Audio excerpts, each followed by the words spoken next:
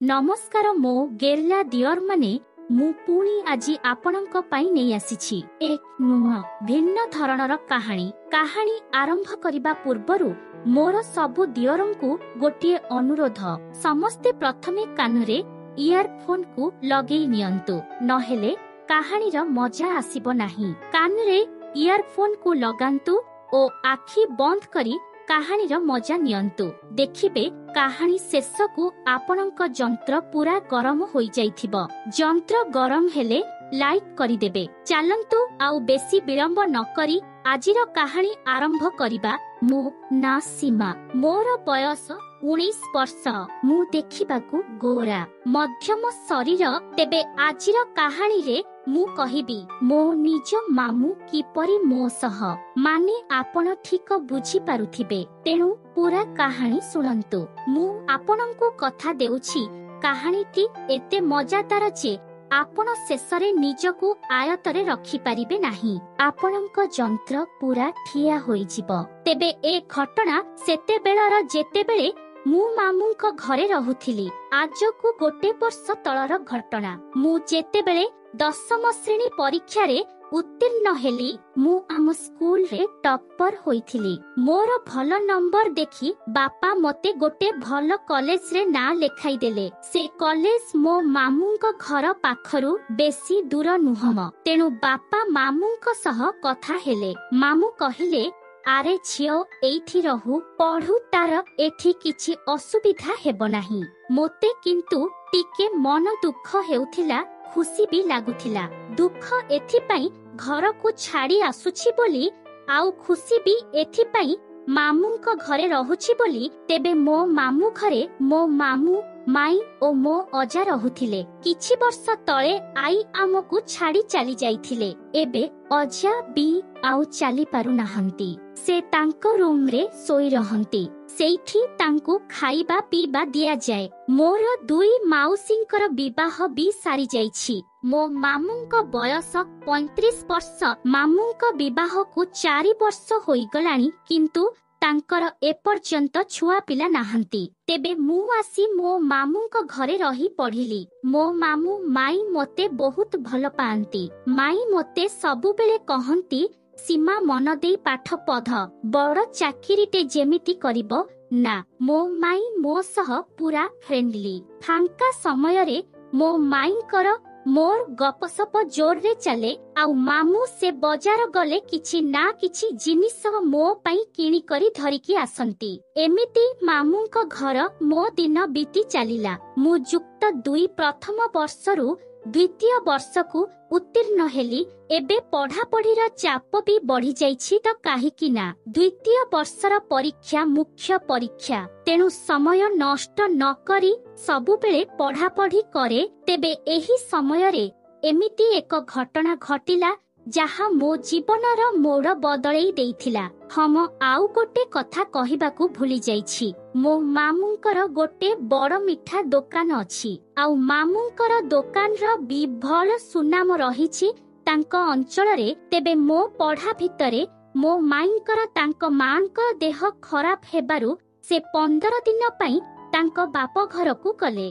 मामू तांको नेई तांको घरे छाड़ी आसिले। तेबे माई गला बेले मते कहि जाइथिले जे सीमा टिके कष्ट करी दिन रोसेईटा करिनेब, रातिरे तुम मामू रोसेई करिनेबे। मु भी हम कहिथिली, किंतु पढ़ा कॉलेज आउ रोसेई मु पूरा छंदी होई गली। मामू मते कहिले तू व्यस्त हेना, तू केवल सकाळ जलखियाटा बनेई देबू, खाई कॉलेज पळेइबू, मु रोसेई कथा बुझी नेबी। मु बहुत खुशी रे हम कहिली। दिने मु सकाळे उठिबाकू टिके विलंब होई जाइथिला। मु उठी जलखिया तैयारी कली। मामू सकाळु कुआडे बाहर को जाइथिले। मु जलखिया बनेई सारी शीघ्र जाई गाधोई पड़िली कॉलेज को जिबा पई। गाधोई मु आसी मो रूम रे पोशाक बदलाउथिबा समय रे हठात मो मामू मो रूम को पसी आसिले। मु पूरा असंजत अवस्था रे थिली। से मो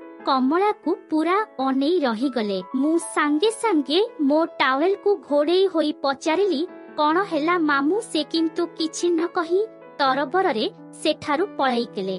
तापरे मु मो कॉलेज यूनिफॉर्म पिंधि अजांकु जाई जलखिया खुआई देई आसिली। सेठारु मु आसी मामू को जलखिया खाइबा पई डाकिली। से भी आसिले। आमे दुहे बसी जलखिया खाइलु। मामू कहिले सीमा तो रूम को लॉक करी पोशाक बदलाइबा दरकार। मु मामू को सॉरी मामू बोली कहिली। सेइठु मु पचारिली मामू कोन कहिबाकू आसीथिले कि मामू कहिले हाँ आज तो बुधवार टिके मटन आनिबा कथा तोते पचारिबाकू जाइथिली। मु कहिली हेले मामू मु तो कॉलेज पळैबी रोसेई किए करिबो जे। से कहिले रोसेई कथा तू भाबिबा दरकार नाही तू मटन खाइबू तो। मु कहिली हाँ। से कहिले हो तू तोर कॉलेज जा। आमे खाई सारी मु प्लेट को सफा करी कॉलेज चली गली। मामू तांकर मटन आनी रोसेई करी अजां को खाइबा को देई अपेक्षा करिसंती। मु आसिले सांगरे खाइबू बोली मु कॉलेज रु आसिली। मामू घरे थिले। से मते कहिले आसी गलु कॉलेज रु चाल खाइबा। मु कहिली मामू आजी दुकान जाइना हम कि। से कहिले हम जाइथिली शीघ्र आसी रोसेई करी बसिछि। तापरे आमे दुहे मटन खाइलु। मु खाई सारी बासन सफा करी पढ़िबारे लागी गली। मामू खाई देई दुकान चली गले। संध्या बेले मामू 7टा बेले घर को आसिले। से आसी रोसेई करिले। मु रूम रे पढ़ुथाए। रोसेई सारी मामू मते खाइबाकू डाकिले। आमे राती खाइबा खाई सोइबाकू गलु। मु सोइबा पूर्वरु रूम रे बसी पढ़े। किछि समय गला परे मते शोष लागिबारु मु पढ़ारु उठी पानी पीबाकू बाहर को आसिली। मु आसी फ्रिज रु पानी पी सारी रूम को फेरिला बेले मामूंको रूम रु किछि शब्द आसीबार मते सुभिला। मु तांको रूम आड़ो को गली। कबाटटा अल्प खोला थिला। रूम रो बाहरे रही जहा देखिली पूरा आश्चर्य होई गली। मामू तांको जंत्र को धरी जोर रे तळ ऊपर करूछंती। आउ पाटीरु कोन शब्द बाहर करूछंती। मु ए सबु देखी मो मनरे जेमिति कोन गोटे होई गला। काहे कि ना मु भी आगरु मोर जणे पुओ सांग सह मिसुथिली। किंतु मामूंको घर को आसिला दिन ठारू मोर मिसिबा बंद होई जाइछि। ए सबु देखि सारिला परे मामूंको प्रति मोर नजरिया टिके बदली गला।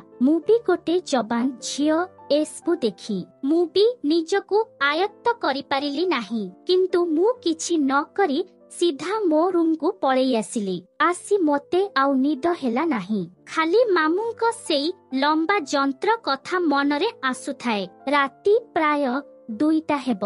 मोते निद तो लागुन थाए। मु उठी मामूंको रूम आड़को गली। मामूंको रूम रो कबाट सेमिति अल्प खोला थाए। मु रूम भीतर को गली। धीरे धीरे मामूंको पाखरे जाई बसिली। मामू तांकर निघोर निदरे सोईथांती। से केवल लुंगी टीए पिंधि सोईथांती। सेटा भी पूरा फिटी ऊपर को होई जाई थाए। तांको जंत्रटी पूरा देखा जाउ थाए। मु कोन करिबी किछि बुझी पारु न थाए। मु आस्ते आस्ते तांको जंत्र को हातरे धरिली। से सोईथांती। मु तांको जंत्र को हातरे धरी तळ ऊपर कली। एमिति किछि समय परे मु तांको जंत्र को मो पाटीरे पुरेइली। एपटे मामू काळे उठी जिबे कि भाबी डर भी लागुथाए। किंतु मामू उठिले नाही। मोर साहस टिके बढ़ी गला। मु सेमिति तांको जंत्र को पाटीरे पुरेई तळ ऊपर करूथाए। एमिति किछि समय कला परे से तांकर गरम पानी छाड़ी देले। मु तांको सबु पानी को पी देली।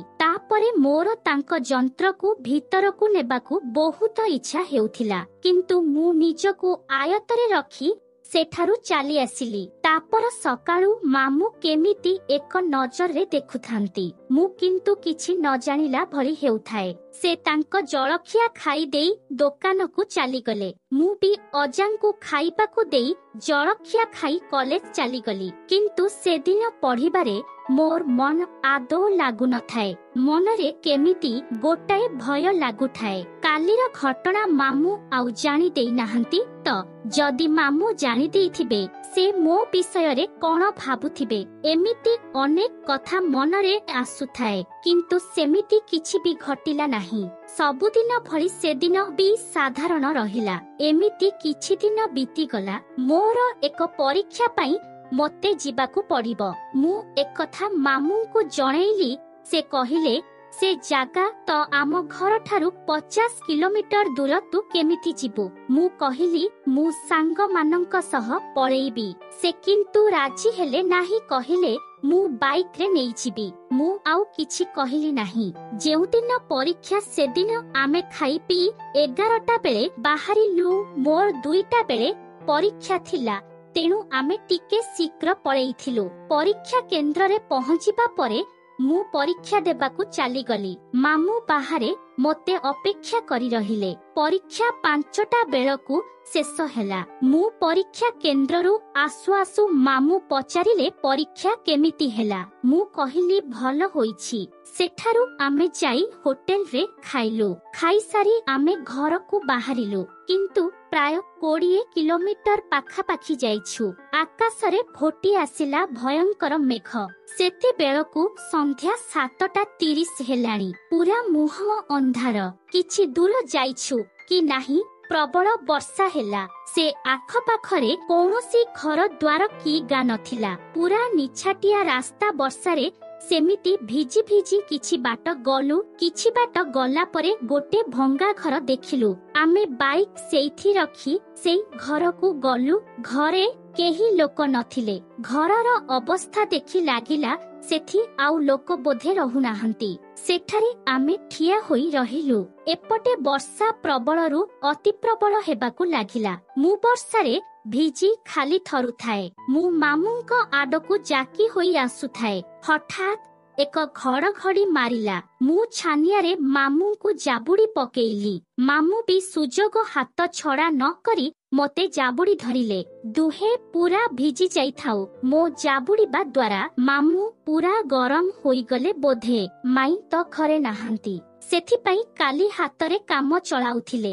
ମାମୁଁ ମୋତେ ଜାବୁଡ଼ିବା ଦେଖି ମୁଁ ବି ମାମୁଁଙ୍କୁ ଆଉ ଛାଡ଼ିଲି ନାହିଁ। ସେମିତି ଜାବୁଡ଼ି ଧରିଲି। ତାପରେ ସେ ମୋ ଶରୀରର ଚାରିଆଡ଼େ ହାତ ବୁଲେଇଲେ। ମୋ ଗୁମ୍ଫାରେ ହାତ ମାରିଲେ। ମୁଁ ବି ପୁରା ଗରମ ହୋଇଗଲିଣି। ସେ ଆମ ସମ୍ପର୍କକୁ ସବୁ ଭୁଲିଯାଇ ବିଳମ୍ବ ନ କରି ମୋତେ ସେଇଠି ଶୁଏଇ ଦେଇ ତାଙ୍କ ଯନ୍ତ୍ରକୁ ମୋ ଗୁମ୍ଫାରେ ଭର୍ତ୍ତି କରିଦେଲେ। ତାପରେ ଆରମ୍ଭ ହେଲା କାର୍ଯ୍ୟକ୍ରମ। କି ମଧୁର ସେ ମୁହୂର୍ତ୍ତ! ଆମେ ଏକ ନୂଆ ରଙ୍ଗୀନ ଦୁନିଆରେ ପୁରା ହଜିଗଲୁ। ମୁଁ ଭୁଲିଗଲି ସେ ମୋ ମାମୁଁ। ସେ ବି ଭୁଲିଗଲେ ମୁଁ ତାଙ୍କ ଭାଣିଜୀ। ସେତେବେଳେ ଆମେ କେବଳ ଜଣେ ନାରୀ ଆଉ ପୁରୁଷ। ତେଣୁ କାର୍ଯ୍ୟକ୍ରମ ଚାଲିଥାଏ। ମୁଁ ବି ମାମୁଁଙ୍କୁ ଆହୁରି ଉତ୍ସାହିତ କରୁଥାଏ। ମାମୁଁ କହିଲେ, ଉପର କଣାରେ କରିବି କି? ମୁଁ ମନା କଲି। କହିଲି, ନାହିଁ, ସେଇଟାରେ କର। ଏପଟେ ବର୍ଷା ଛେଚୁଥାଏ, ସେପଟେ ସେ ମୋତେ ଛେଚୁଥାନ୍ତି। ଏମିତି ପ୍ରାୟ 40 ମିନିଟ୍ ପର୍ଯ୍ୟନ୍ତ ଚାଲିଲା। ତାପରେ ଦୁହେଁ ପାଣି ଛାଡ଼ି ଥକିଗଲୁ। ଆଉ ସେଇଠି ସେମିତି ବସି ରହିଲୁ। କିଛି ସମୟ ଗଲା ପରେ ବର୍ଷା କମିଗଲା। ଆମେ ଘରକୁ ଫେରିଲୁ। ଘରକୁ ଫେରୁ ଫେରୁ ସମୟ ରାତି 9ଟା। ଆମେ ଆସି ଫ୍ରେଶ ହୋଇଗଲୁ। ରାତିର ଖାଇବା ମାମୁଁ ରୋଷେଇ କଲେ। ସାଙ୍ଗରେ ଦୁହେଁ ଖାଇ ତାଙ୍କ ରୁମରେ ଶୋଇଗଲୁ। ସେଦିନ ସେ ମୋତେ ଶୁଏଇ ଦେଲେନି। ଟ୍ରିପ୍ ପରେ ଟ୍ରିପ୍ ପକେଇଲେ। ତେବେ ଏହିପରି ଭାବରେ ଆମ ମାମୁଁ ଭାଣିଜୀଙ୍କ ସମ୍ପର୍କ ବଦଳିଗଲା। ସେ ଏବେ ମାଇଁ ଆସିଲା ପର୍ଯ୍ୟନ୍ତ ପ୍ରତିଦିନ ରାତିରେ କରିଲେ। ମାଇଁ ଆସିଲା ପର୍ଯ୍ୟନ୍ତ ସେ ଦୋକାନ କଂଘରେ ବେଶୀ ସମୟ ରହିଲେ। ଆଉ ମୋତେ କେତେବେଳେ ବି ପଢେଇ ଦେଲେନି। ମାଇଁ ଆସିଲା ପରେ ମୋତେ ଟିକେ ପଢିବାକୁ ସମୟ ମିଳିଲା। ତ ଦର୍ଶକ ବନ୍ଧୁ, କାହାଣୀ ତ ଶୁଣିଲେ। କାହାଣୀଟି ଆପଣଙ୍କୁ କେମିତି ଲାଗିଲା କମେଣ୍ଟ କରି ଜଣେଇବେ। ଭିଡିଓକୁ ଲାଇକ୍ କରିନେବେ। ତେବେ ମୋ ମାମୁଁ ମୋତେ ମାଇଁଙ୍କ ଆଗରେ କିପରି କରିଥିଲେ ଆଉ ମାଇଁଙ୍କ ସହ ମିଶି ବି କିପରି କରିଲେ, ଯଦି ଆପଣ ଜାଣିବା ପାଇଁ ଚାହୁଁଛନ୍ତି, ଭିଡିଓର କମେଣ୍ଟରେ ପାର୍ଟ 2 ଲେଖନ୍ତୁ।